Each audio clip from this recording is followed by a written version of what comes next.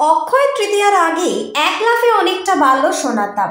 সোনা বিশ্বের অন্যতম মূল্যবান ধাতু। সোনা মানুষ বিভিন্নভাবে ব্যবহার করে থাকে।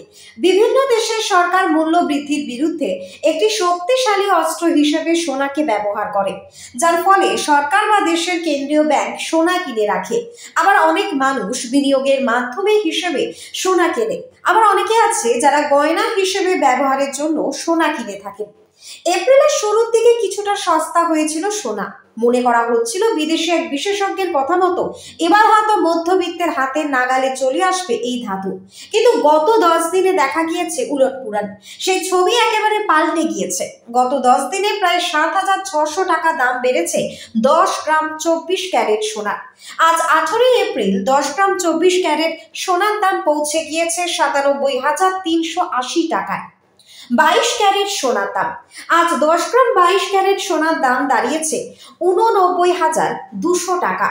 গতকালের তুলনায় দাম সেভাবে না বাড়লেও পরশুর তুলনায় দাম বেড়েছে প্রায় 1,200 টাকা মতো। 1 গ্রাম 22 ক্যারেট সোনার দাম হয়েছে আজ 8,920 টাকা। দাম বেড়েছে পাকা সোনারও। 10 গ্রাম 24 ক্যারেট সোনার দাম দাঁড়িয়েছে 97,380 টাকা। 1 গ্রামের দাম হয়েছে 9,738 টাকা।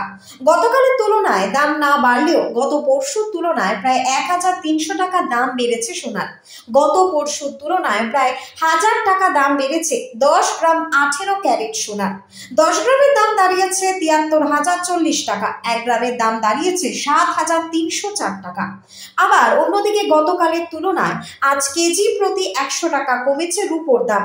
1 কেজি রূপোর দাম দাঁড়িয়েছে 99,900 টাকা। ব্যুরো রিপোর্ট, নিউজ বঙ্গ টাইম।